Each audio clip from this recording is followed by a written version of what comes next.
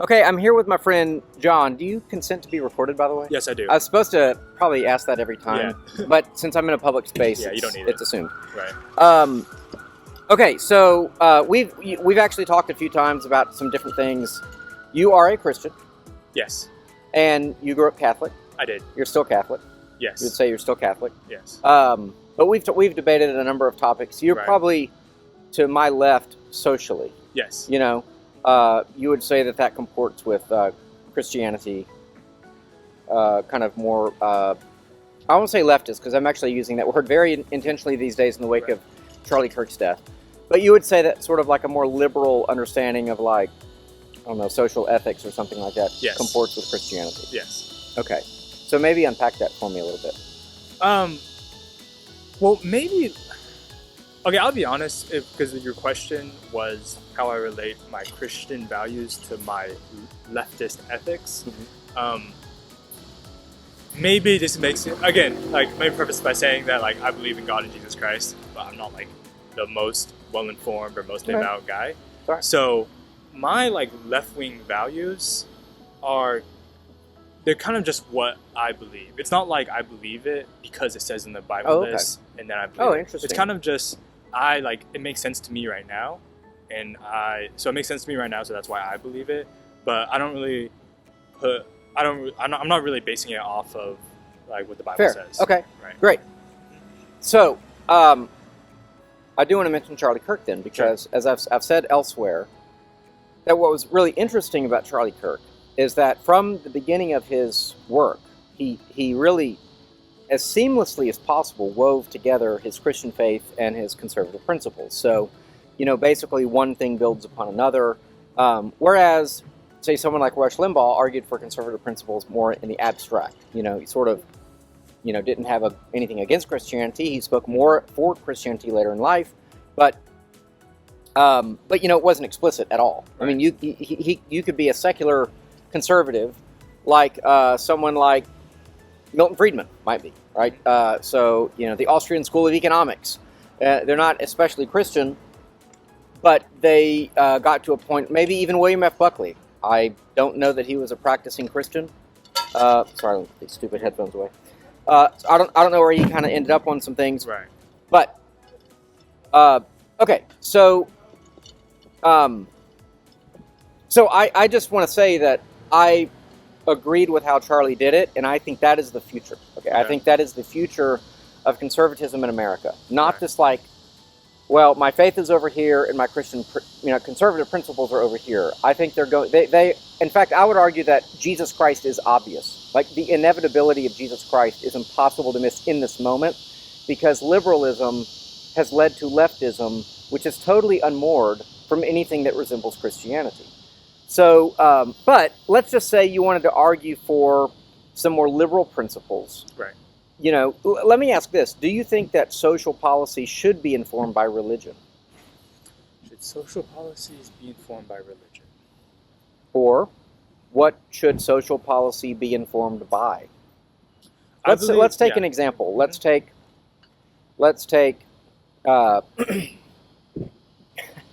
a good social policy? Okay. So, socialized healthcare, maybe. Right. So the way I see, let's say socialized healthcare, I believe there are many factors for social policies. One of them is what the people want, So I know we can argue about democracy and two wolves and a sheep and this and that, majority rule, mob rule, but with the people living in that society, what they want, the majority of them what they want, or what they want as a collective is a factor, but also a factor is what's right. Well, hang on. So let's break that up, because you threw out a concept that maybe people don't know, but there's an old cliche that says that democracy is two wolves and a sheep voting on what to have for dinner. Exactly. So democracy can devolve into a mob where a majority of people who, for whatever reason, are poorer than others, and so they will vote in bigger numbers to take from the rich and give to the poor. Right. But you kind of dismiss that, but don't you think I said there's many factors. So that's one factor. So one factor is what the would people be want. If the majority of people vote for it, then okay. Another factor is what is right. Yeah, right by what standard? Because a communist will think it's right based on something, and a Christian might think it's right for some reason. So That's really of course, the ultimate yeah. question. Of course, that's I'm biased because I think what Jesus Christ preaches is what is right, okay. what is good. So I'm biased in that sense. Okay. But I think what that is right. So in terms of like social policy, like I said, there's many factors. There's what the people want. Okay. There's what is right. Okay. And then there's what is implementable, and what is practical. You know. So I Okay. feel like all those factors come together to like form a social policy that benefits the moral good of whatever Sure. society you're living in. Okay. All right. I think that's actually a really good answer. I don't think Right. I could come up with anything better. And so, therefore, if we were to debate something like socialized healthcare, Right. let's take it piece by piece. Sure.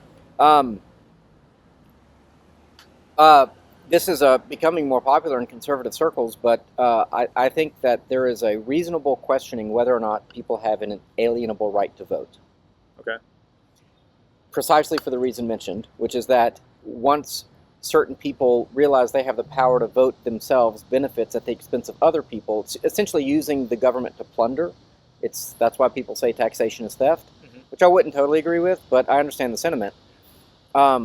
So I think that I would disagree that voting is some kind of inalienable right. It's not mentioned in the Bill of Rights. So our founders didn't think voting was. In fact, voting was limited to people with the biggest, stake in the situation, the landowners, which didn't necessarily include all men. In fact, it would have included most of the men because most men were not property owners, Right. and it might have included some women. For example, I can't say that for sure, but for example, George Washington married into money. His wife had a lot of money and a lot of property, some of which ended up in Robert E. Lee's. That's Arlington National Cemetery was George Washington's wife's land. Right. Okay, so I think that we need to get to a place though where if you're not contributing, I mean, do you think that would be fair to say that if you're not, and I'm not sure exactly how to parse it, but I would just Sure. throw out a possibility. If you're not a net contributor to society, in terms of, say, taxes. Look at your Right. W-2. Do you pay tax or not? 1 cent below or above zero, that's the dividing line. Do you think that Right. would be a fair way to say whether or not you get to vote? So let me give like a personal example. Because let's say you say, okay, if you don't have a job, you can't vote. Let's say something like that. So I actually got my bachelor's in computer information systems in 2020. Okay. And I worked in tech for 5 years. Okay. And then last August, nature of the business, they laid off 1,000 people from the company I worked at. I happened to be one of the 1,000, so I just lost my job. Yeah. And I lost my healthcare, which was attached to my employee, and everything. Yeah. So obviously, I know we talked yesterday, and I never voted, right? Yeah. But let's say if I wanted to vote, and then I just got laid off like I did because they just wanted to make budget cuts, and I was happy to be unlucky, then now I can't have a right to vote because some like. Well, again, it's not a right to vote. Okay. So the whole paradigm has to shift to where it's a privilege to vote. Okay. And so, yes, sad Right. circumstances would have to apply. I mean, sad circumstances apply to all law, Okay. right? So someone who is who is abused as a child Right. and then hurts people, we don't say, well, at least I wouldn't say, well, look, he had a terrible life as a child. He was abused. Charlie Manson, for example. You know, his parents didn't even give him a name.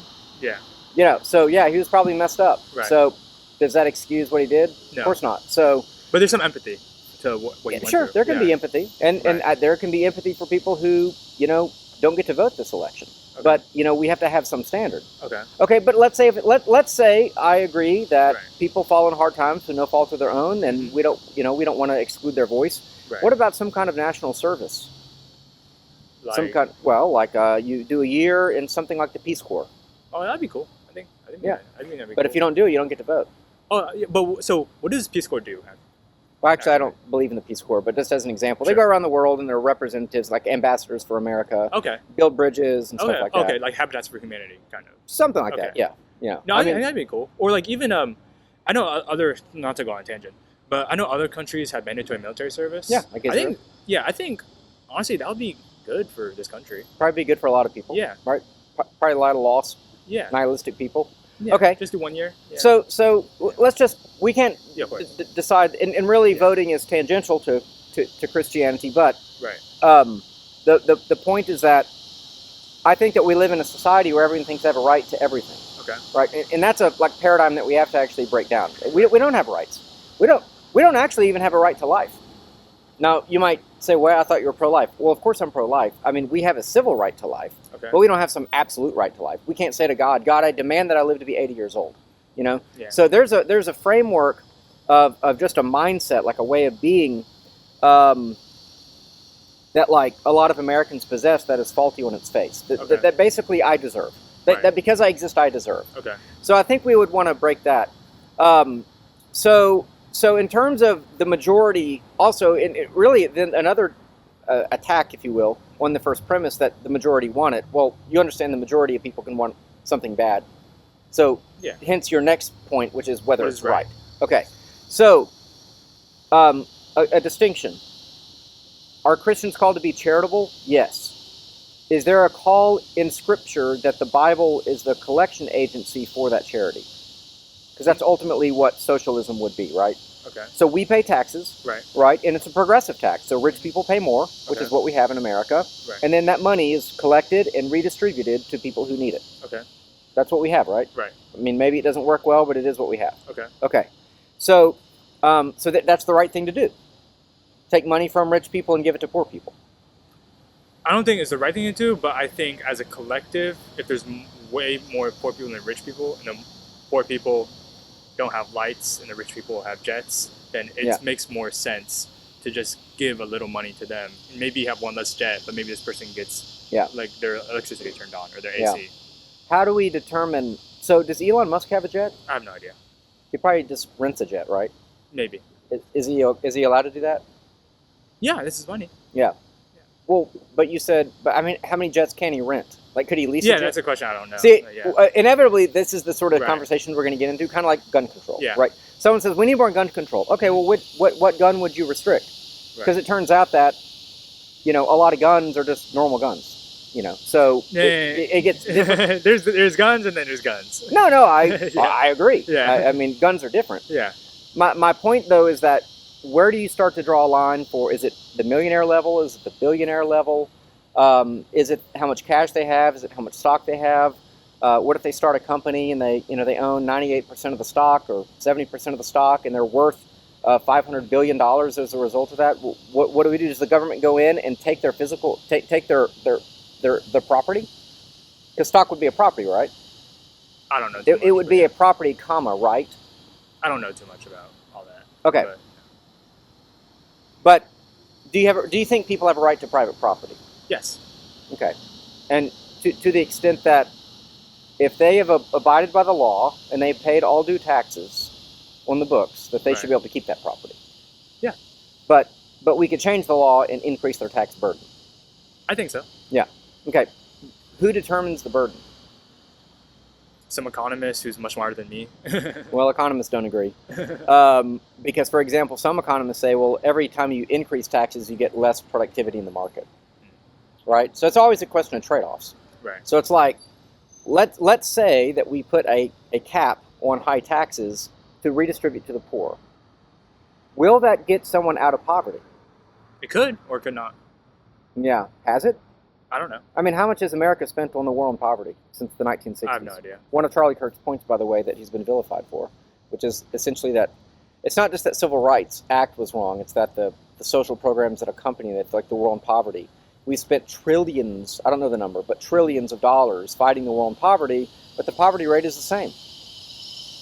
So one of your points, I think your third or fourth, was pragmatism. Yeah. So has redistributing wealth eradicated poverty? Not in this country. Where has it? In Vienna. Vienna? Yeah, so in Vienna, Austria. Yeah, okay. I made this point a couple days ago, but there's a great YouTube channel, great YouTube video where they explained it. This is where I got all this information from. So I'm about to do a horrible job paraphrasing it, but basically, I think after World War I, the country was decimated economically. People, soup kitchens, homeless people had no homes. People had no jobs. People were waiting. It was like the Great Depression over there.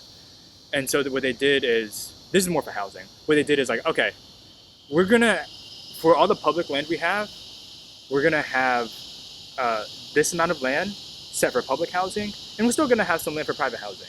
So the land that's set for public housing, no rich dude who has a lot of money from here or any other country or from any other country can buy it. This land is just for public housing, and this housing is affordable and really affordable.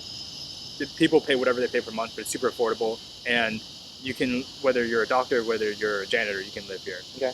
And we still have this private land where if you do have the money and you do have the funds, then you can buy it. But they said like, hey, like the economy's so bad, people have nowhere to live, people don't have jobs. So we're just gonna have some public land and build up this public housing that's super nice, and you can live there if you, you're able to live there.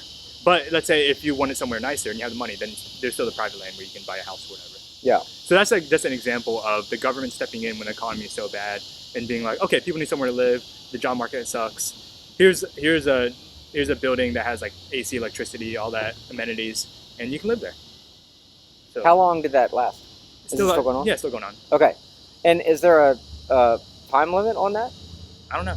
Yeah. I guess all from YouTube videos that you can find. Okay. Well, yeah. I wanna Google that, or Right. I don't use Google, but Yeah. I guess I'll use the DuckDuckGo. YouTube search engine. Yeah. I use Brave, the Brave Okay. browser. Okay. So anyway, but I'll try to find that video. And you know, I'm not opposed to welfare. I'm not even Right. necessarily opposed to government welfare. Right. But let me ask you if these I'm going to say three. I'm going to make it up Sure. off the top of my head. I can only Okay. think of two, but I think a third one will come to me. Sure. Let me ask you if these three limitations on welfare giving, whether it's in the form of housing or food stamps or cash payment, would be Right. acceptable to you.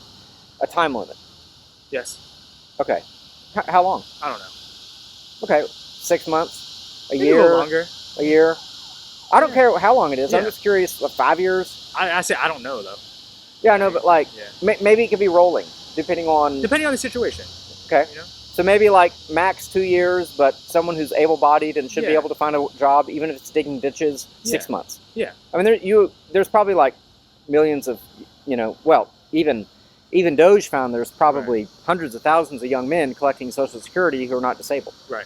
So let's just say there's 1 million people out there who could work and just choose not to, and it's not enforced. Right. So a 6-month limit on that. You're rolling. Rolling. Yeah. Okay. Well, I'm just saying at that example, but someone Yeah. who's like really in need, no education, a lot of kids, Right. 2 years. Maybe. Yeah. And in the meantime, we offer like job training, and it might not be a fun job, right? It might be manual labor. Yeah. It might be, I don't know, boring paperwork shuffling with the government or something like that. Yeah. Okay. That's cool. That might be my sunglasses. Okay. Because, thank you so much. You're welcome. Okay. Sorry, I got to wear sunglasses. Yeah. Okay.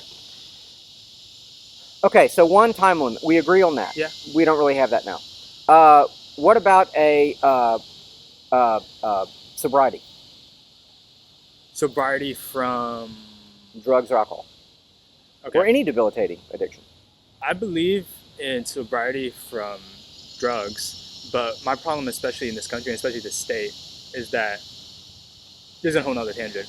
But is alcohol okay or not? To drink temperately, or to No, I'm saying get like drunk? if you're in this program. I'm saying, let's say for example, they need to be in a 12-step program working towards sobriety.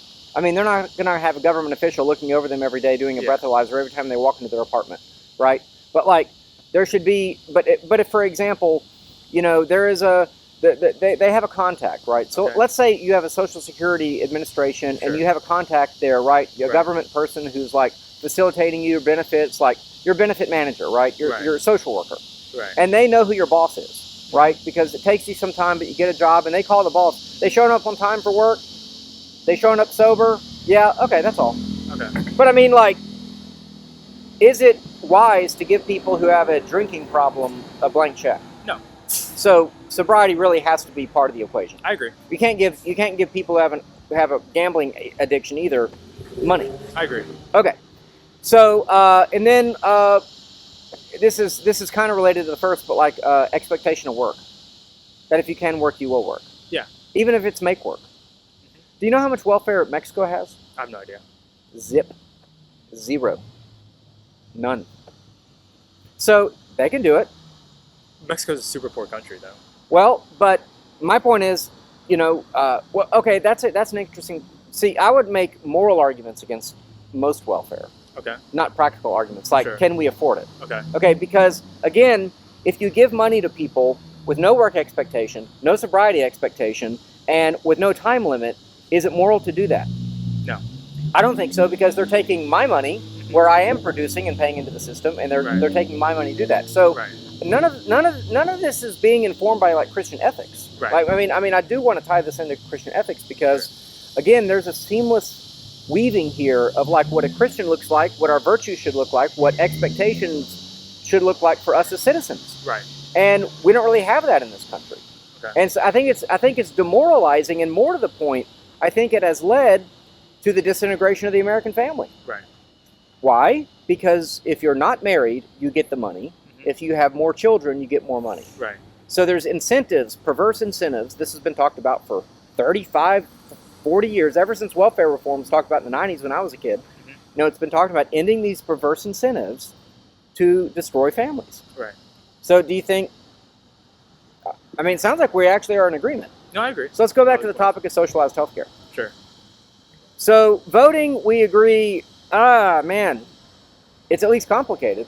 Yeah. Right? We may not agree on where or how to limit voting. Right. But it would be a problem if one side said, we'll give you from the public treasury everything you need, whether we'll just take care of all your health care. Sure. That could be a problem.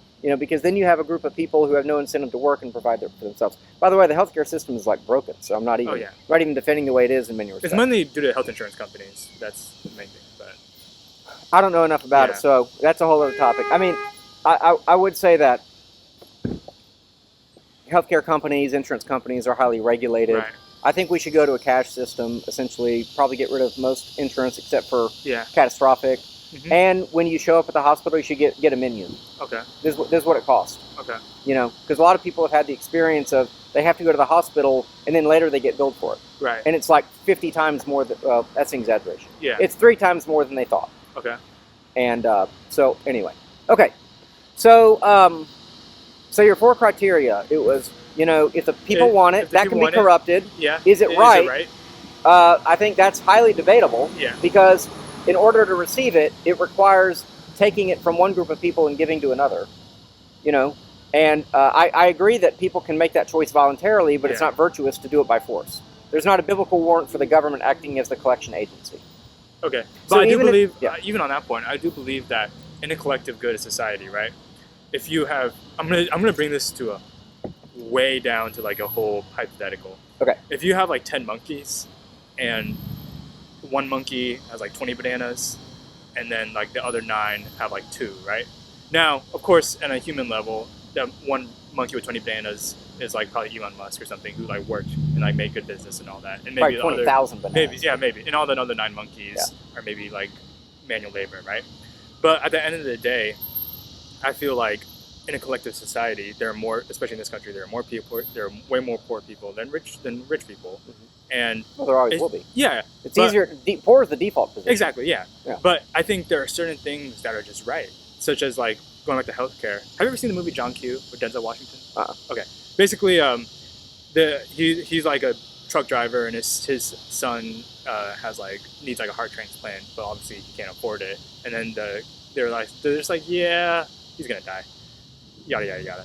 I feel like obviously it's a movie, but even just as that can happen, where if you're just like, if you don't have a lot of money, but then something happens to you or your family, and it costs a lot to get the heart transplant, or it costs a lot to get the surgery, but you just don't have the money. But then there's there are a group of guys with $20 million in the bank or $20 billion in the bank. I feel like they should be taxed higher just so some of that money. But they are taxed higher. Yeah. So I believe so that guy can get the heart transplant or whatever because he's a janitor or he's a bus driver. He doesn't have that money. I believe in that. Yeah. Right. Okay. I mean, I guess I would say I can agree to a certain extent that the social good, from a Christian point of view, loving our neighbor, would compel us to have a progressive income tax where people who can pay more do pay more. Right. But they do. Let me ask this. Mm-hmm. Equality. Mm-hmm. They talk about equity these days. Right. Do you know the difference? Equity is everyone getting the same thing, but equality is everyone like getting what they're due or something? Well, to put it simply, my understanding is that equality is people having the same opportunity. Okay. Right? So it's a level playing field. Sure. And the equity movement has come in because they say it's not an equal playing field. Right. Essentially being a person of color is such a Right. barrier that we have to go above and beyond Right. to generate the same outcome. Right. Okay. So, what side are you on that, or have you thought about it? I believe that everyone should be given the same opportunity, and inherently, because life isn't fair, you're going to have better opportunities than others. Like my dad's a doctor, some people's dads are janitors, and that's unfair. And I believe that people whose dads are janitors should have more, I guess, doors open to them, like I did. Okay. Yeah. So you first started saying equality, but then you said you kind of shifted to Sure. equity. So I'm trying to figure out which one. Well, can you ask me like a specific question? Okay, so well, let me ask it biblically. Sure. So since I talk theology, does Jesus assume that the highest good of society is that people will end up in the same place, financially or materially? No. Okay, so why would we assume that? Because like living in this world, like they're all necessities we need, like shelter, food, housing. Okay. And in order to have those things, you need a job, you need employment. Yeah. And there are some people just through I didn't choose to be born in a well-off family. I was just born like this. And there's some people born in not so well-off families. And if we talk about giving people opportunities so we can all have shelter, food, and housing, the people with not so well-off opportunities there should just be doors open to them, just so they have the opportunity to better their life. You don't think? I mean, don't we have that though? I mean, like in what sense? Well, like you can go to the school across the street for almost no money. Yeah. You can get a Pell Grant. You can work at HEB and make $15 an hour. Right. Right. I mean, I'm not saying that's a great wage, but it's a place to start. Exactly. You ever go to Buc-ee's? Yeah. You ever look at the sign when you walk in? Like how much do they pay? It's like $17.20. Yeah, like to start. But like if you work your way up to like an average manager there, what do you make? I don't know. Like 6 figures. Okay. Right? Like way more than me. Right. Okay. I mean, I'm not complaining. Yeah. But your average public school teacher is in the salary in like the 50s or 60s, right? Right. So I'm going, I don't know. Seems like there are opportunities there for people willing to work. Right. You know? But regarding equality, so Jesus tells 2 parables that are essentially the same. The parable of the talents. Okay. So someone gets 10 talents, 5, and then 1. Okay. Right? The guy with 10 doubles his money and makes another 10. The guy gets 5, he doubles his money and makes another 5. And then the guy with 1, do you remember what he does? No. He buries it in the sand. Okay. Because he's afraid of the master. Okay. He says, "Oh no, I know you're a harsh man." So he blames the guy giving him the talent, which was, by the way, like an extraordinary amount of money. Right. It'd be like, in the old days they said 10,000. Let's just say it's $100,000 bucks. So he buries it in the sand, and he doesn't make money. And what the owner says is, essentially, you lacked faith. You should have at least put it in the bank to collect interest. So for everyone that says the whole Bible as opposed to interest is wrong. Even Jesus says, at least you could have made interest on it. Now, granted, it's a parable. I think it applies. So, and basically, there are 10 talent men. Okay. There are 5 talent men. There are 1 talent men. Right. Not everyone has a lot of talent. You know, if you want to use the more parochial use of that phrase. I understand. But whatever you got, you invest. Right. Even if it's 1 talent. Right. You know, don't think so little of yourself, not you personally, but one, that you don't invest it. Right. And also, like, it isn't fair. It's a fallen world. Yeah. Like, some people are there's a lot of people way smarter than me. There's a lot of people, you know, that have more athletic ability than me. Right. And there are people that have less than me. Right. Okay. So what do we do with that? Do we live in a society in which there are opportunities, you know, for all people? And I think in America there are. I still think in America you can make something of yourself if you're willing to work hard and you know, follow the rules. I agree. But I think, I agree, but I also think that the more, like, obviously you said, like, taking from the rich and giving to the poor is stealing, and is it fair to take from them and give to them? But also I believe that at a certain, and again, I'm not an economist, I don't know, I'm not the decider, but at a certain level, it's like, okay, you have, and I'm not even talking about maybe even like the CEOs, maybe even celebrities. If you have 10 mansions and a guy has a shack, like, I believe you can have like 1 less mansion and the guy can have a better shack. It's just... Yeah. Okay. I mean, I understand the sentiment, Right. and I don't disagree with the sentiment. Yeah. And most rich people I can't stand. So, Yeah. like, even though I defend, like, sort of the free market, Right. There's a lot of rich people that have very different values from my own, Yeah. and that's a real problem. Right. I think the question is, Mhm. let's revisit the guy with the nicer shack now Right. in a year. In fact, you can do this. This has really happened. Mm-hmm. There's a lot of scams that are going on right now in the homeless industry. And I saw an article about maybe a year ago now, where in California they were building housing for the homeless, and they were really nice apartments Right. that would have sold for like $500,000. Right. Within a stone's throw of where we are sitting right now Mhm. is a publicly funded and privately funded, kind of a co-op thing, I think, with, Mhm. I don't know, federal money and charitable giving and such. Right. I think the cost ended up being well over $40 or $45 million for Right. 149 beds. Mhm. Okay, so you can do the math. So similar price range. Now, not the one close to us, but in California, this housing for the homeless that was built by developers, Mhm. right, within 5 years could be taken back by the developer and sold at market value. So do you see what just happened? Taxpayers paid for the building of a building to end the problem of homelessness. Right. But in 5 years, it goes back to the developer, and then he can sell it again. You see, the taxpayer ends up fronting all the risk, and the developer, maybe some kickbacks along the way, who knows? He gets all the reward.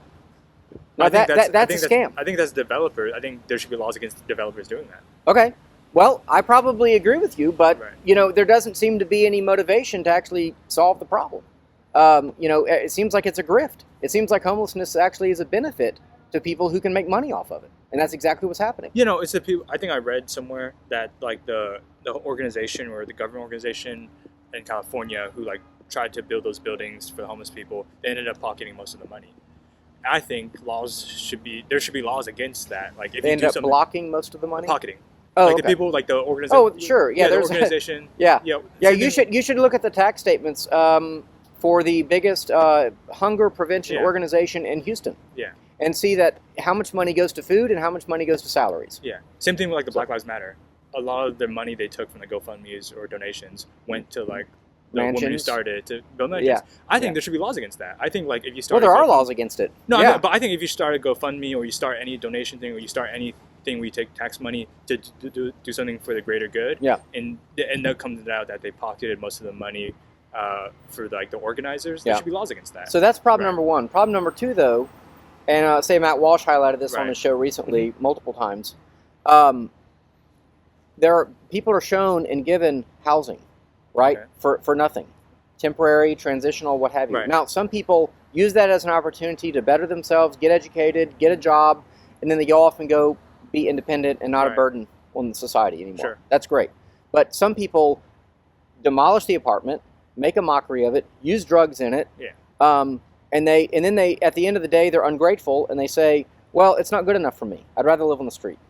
Because there are some people that are intransigent, right? I think that's the word. They're stubborn. I'm about to give a hot take. Okay. I think we should bring back asylums, like mental health asylums, because I think President Trump agrees with you. You yeah. just said that. So I believe that obviously, like you said, like in my idealist mind, we have homeless shelters for people who have fallen on hard times, lost their job like I did, Yeah. or just shit happens and they need somewhere to stay. But then there are people who are just on drugs, in the street, who are belligerent, who are like just want to destroy everything. And then, like you said, if these people are all homeless and they're like, okay, yeah, I'm just going to move into this free housing and then do fen and destroy the place and smoke crack and do all that. But I think those people who have a drug So problem... we're back to the sobriety, right? Exactly. Yeah. But I think these people who have a drug problem, I don't think we should like just jail them, because it's like I feel like drugs or addictions is not like, one, it is a crime, but two, it's like it's an issue they have, whether it's related to trauma, whether related to whatever that they're trying to get through. Yeah. That's why we need to bring back asylums. Okay. So put them in asylums. Yeah. And then when they're better, when they're clean, and they get out and they still have nowhere to live, then put them back in the housing. So, yeah. Do you know who Michael Schellenberger is? No. So he's an author. He wrote Right. a book called San Francisco. Okay. He ran for governor of California, got a popular Substack, testified before Congress a number of times on a number of topics. He's not like, anyway, Right. what he has said is, when a vagrant is arrested for their own good, they're given two options. Okay. Sobriety and or mental asylum, if that's needed, or jail. Okay. And is that what's happening in American cities? I don't know. Was it happening in your city? Are vagrants rounded up in the city? I see them everywhere. Right. So no one's ever going to them and saying sobriety, mental, or jail. Right. Let's say it's three options. Sure. I mean, so obviously that's not the point of view of the liberals that run cities in America. Mm-hmm. Right? I mean, no, maybe if they have that, because like I have that point of view, because I believe in doing what's right, but I also believe in keeping people safe. Keeping people safe from dangerous people. So like vagrants, so like I as a citizen really have a right to public transportation, right? You do. I mean, I pay for it, right? Yeah. Okay, so why don't I get to ride it? Because have you been to the train stop lately? Oh, it's horrible. Yeah. So it's so someone's facilitating that. In fact, you know who facilitates that? I would argue by giving unlimited amounts of food, unlimited amounts of help. With no expectations of change at all. It's Christian ministries. Christian ministries facilitate homelessness, and I don't like that. I don't think that's a good thing. I think there should be standards of behavior. Okay, but let's look big picture. I want to not get lost in the weeds. Mm-hmm. What we're talking about is kind of social policy as informed by Christianity. The first thing we have to decide is, should social policy be informed by Christian ethics? I think yes, absolutely. I'm a Christian. I believe that Christian morality, Christian ethics should inform the world. That's part of the dominion mandate. That's part of the inescapable reality where God's law predominates over everybody. This is God's law. This is God's world. We all live in it. Right. So I'm unashamed that Christian ethics must inform this. So then it's a question of, is it prudent and is it morally right to operate in the way we have operated in terms of homelessness, in terms of healthcare, in terms of welfare? And maybe there are some things where we would say, yeah, some of that's good, but if it's not working, then we shouldn't do it anymore. You know? So I think about going back to should social policy, basically should the laws be informed by Christianity? I think of it two ways. First, I'll give the side that agrees. I agree just because I believe that Christian ethics, Christian virtues are the best virtues, and what they preach is for the betterment of society and for a moral good and for love, which I think is what Christ did for. So I believe that laws based on Christian ethics are the best laws. But on the other side, maybe my secular side thinking of this, is that when you have that ideal, then you get putting the Ten Commandments in public schools. I don't know if you agree with that or not. I disagree personally having 10 Commandments in public schools, just from my own personal background. Where I grew up in Sugar Land, some of my best friends growing up, Pakistani, Indian, Muslim, just different. I grew up in a multicultural school and multicultural neighborhood. So I know, whether you like it or not, there are a big Muslim population in the city, big Hindu population, big whatever population. And I believe like when you have your government just based on Christian ethics, when there are these law-abiding citizens who believe something else. They believe in Hinduism, they believe in Islam. And then now we just got to force Christianity down their throat through laws or through having 10 Commandments in public schools. All right. So I disagree on that side. Okay, so I might shock you. Sure. I agree that putting the 10 Commandments, I don't necessarily disagree that it's, I don't agree that it's wrong. Mm-hmm. I would actually say it doesn't go nearly far enough. Interesting. Okay. I think it's a hollow measure that governors do to look good. Oh, look at me. I'm a big man. I'm putting 10 Commandments. Do you know what? You know what it's going to do? You might as well put a Bible in every classroom. That's what Oklahoma did. Yeah. Let's put a Bible in every classroom. By the way, it has to include the Constitution and like the Declaration of Independence or something. Okay. It's like basically the Trump Bible. Yeah. I don't like that. Okay. I don't like the Trump Bible. That was silly. Okay. And I don't like that you're attaching these American things to the Bible. Right. So that's silly. Yeah. But it feels like this kind of games of one-upsmanship where states are trying to show we're the most Christian, da-da-da-da. Right. But that is, you understand, that is a response to what in the classroom?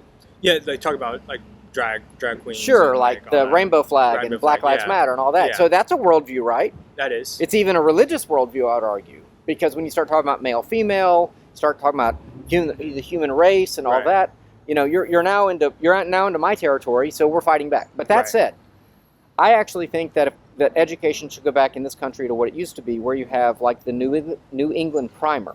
So like from the time the child is in school, Sure. they're learning the alphabet by learning, say, about biblical characters. What if they're Muslim or Hindu? So what? This is They don't subscribe to it. This is a Christian country. We privilege Christianity. Maybe that's our dividing line. Yeah, I don't agree.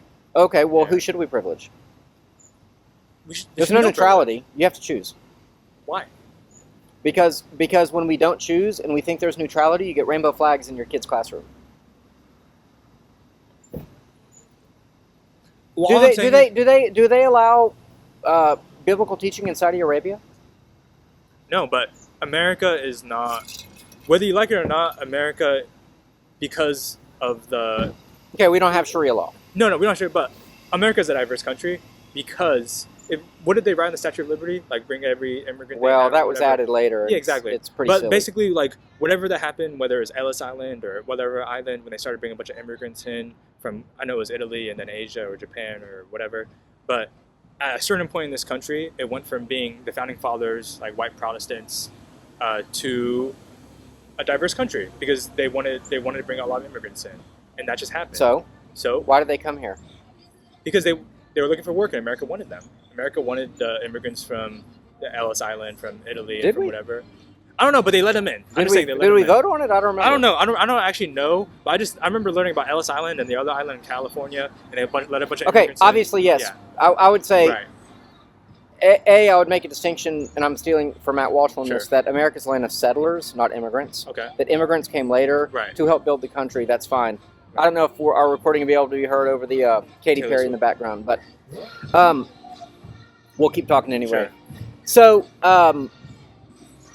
So the point is, though, if you go to a nation that's a majority Christian nation, shouldn't you adapt to their principles? Just like if I went to Korea, I would adapt to their principles. I wouldn't see. go I to agree. America and jump up and down and say, You mean Korea? "Hey, everyone, Yeah. I'm here." Yeah. What'd I say? You said America. Oh, sorry, Okay. yes, Korea. Sorry, South what Korea, point you're particularly. going to make? But especially North Korea. But what I wouldn't yeah. go into that country and jump up and down and say, "Hey, everybody, I'm here now. Conform to me." Oh, you don't like? I really want the Ten Commandments on the wall. Oh, you don't want that? You want the sayings of Mao or I don't know, Jim Kung Il, Yeah. whatever. Yeah. You want that on the wall? Well, too bad. I'm offended. So what? Who cares? They're a majority Korean country, and they majority rules. Okay. Why do So, we lose our majority privilege? If we have, What's wrong with majority privilege? I see. No, I see. So it's like the factors: the majority privilege and what is right and what is pragmatic. So I guess, but back to like the Ten Commandments in the school. I'll give it to you this: if we have a vote, every person votes on whether Ten Commandments in school, and the majority wins, then I'm cool with it. Even if there's a Muslim or Hindu, then I'm cool with it. Yeah, I guess on that sense, if we have a majority vote, we Yeah, all but vote. like I said, I'm Yeah. I'm not a huge fan of it in particular because it's actually not far enough. What we actually need to do is unapologetically instill specifically Christian virtues in our children. Okay, so you say that this country's Christian. I say that this country was Christian. I think this country was Christian, but now it is what it is. I don't think we've lost it so much that we can't reclaim it. I want to get it back. I'm going to end on that just Yeah. because the music, Yeah. but we're going to keep talking. Sure.